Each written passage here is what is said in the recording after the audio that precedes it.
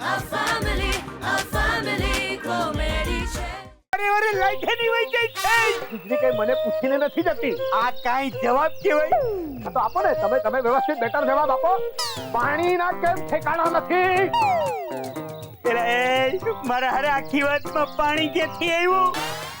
પાણી આવ્યું નથી, પાણી જતું રહ્યું છે. કોની જવાબદારી છે બંને ઘરના પાણીની વ્યવસ્થા સંભાળવાની? અરે પાણીની વ્યવસ્થા સંભાળવાની જવાબદારી મારી છે, પણ ઈ પાણીની વાત કાઢી તું વિષય એનો બદલે છે. શું વિષય નહીં બદલો એટલે શું? અહીંયા હું કપડા બદલ્યા વગર આ ટુવાલ વીટીને શું કામ ફરી રહ્યો છો? મારા હારે તને આમ ટુવાલમાં આટા મારવા ફાવતા છે, પણ આ પારકા બૈરા સામે મને ટુવાલમાં લઈ આવીને મને પાપમાં પાડ્યો એનું હું? હા પણ વેવાય એક કારણ હશે ને આમ ટુવાલ વેટવાનું. તમે કહો છો કે પૂછો છો? કહું છું. રહેવા દે ને. આ લોકો સાથે જઈને ચર્ચા કરવાનો કોઈ અર્થ જ નથી. અરે એ ગીતા, અને આ લોકોને કઈ શીખવાડવામાં દમ નથી, કારણ કે મારા હરાવને કઈ આવડતું જ નથી. હાલું એ જઈ. ઓ ભયંકર, પેલા પાણીનું મેન્ટેનન્સ બરાબર ચેક કરો, પછી સલાહ આપજો, સમજ્યા? અને મારા હરે તું છે ને ઓલું વીજળીનું જનરેટરનું ડબલું એને રિપેર બરોબર કરાય. એ તમે જાઓ અને પેલા પાણીની પાઇપલાઇન ચેક કરો. પાણી કેમ વારે ઘડીએ જતું રહે છે? પાણી શું કરો છો ક્યારના વેવાય? આ લાઈટ ગઈ ને એટલે મારી સિરિયલ છોડીને આવું પડ્યું.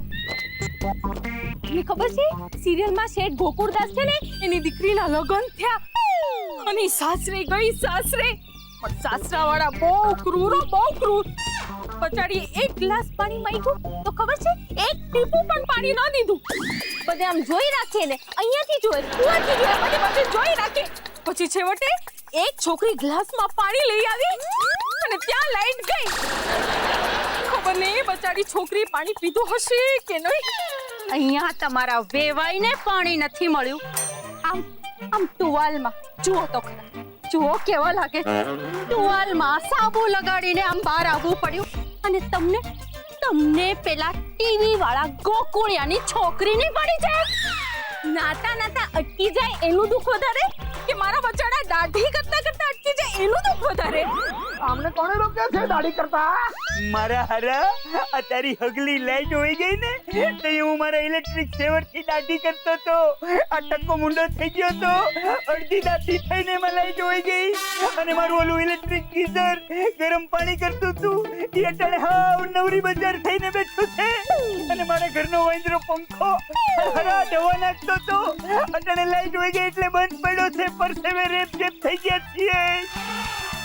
અરે પણ અહીંયા પાણી વગર અમે અમારા જ ઘરમાં રણમાં તડપતા હોઈએ એમ ભટકીએ છીએ.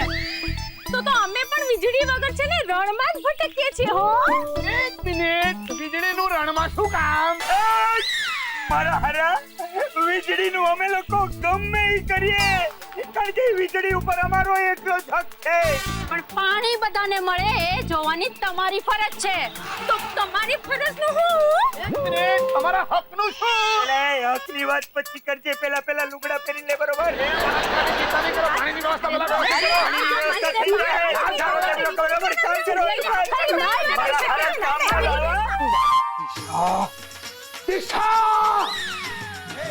મારા બોક્સિંગ ગ્લોવ્સ લાવો.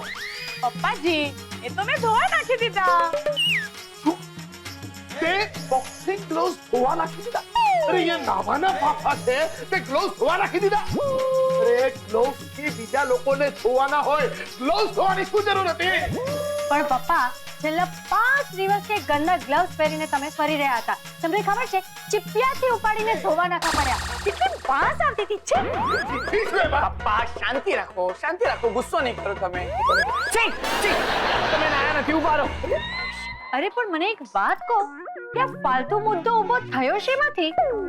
બોલો, સીતાનું હરણ થઈ ગયું, આખી રામાયણ પતી ગઈ અને પછી આ પૂછે છે હરણની સીતા ક્યારે થઈ? અરે આખો જે પ્લોટ છે બરાબર, જેના ઉપર આપણા બંનેના ઘર ઊભા છે, જવાબદારીઓ વહેંચાયેલી છે મારી અને જોબન પુત્રા વચ્ચે. ઓકે, હા ખબર છે, અને વીજળીનું મેન્ટેનન્સ આપણે કરીએ છીએ. કરેક્ટ. અને પાણીની બધી જ વ્યવસ્થા દેવાઈએ સંભાળવાની છે. બાકી જે છે સિક્યોરિટી અને સાફ સફાઈ, એ વ્યવસ્થા બંને પરિવારોએ મળીને સંભાળવાની છે. બરાબર?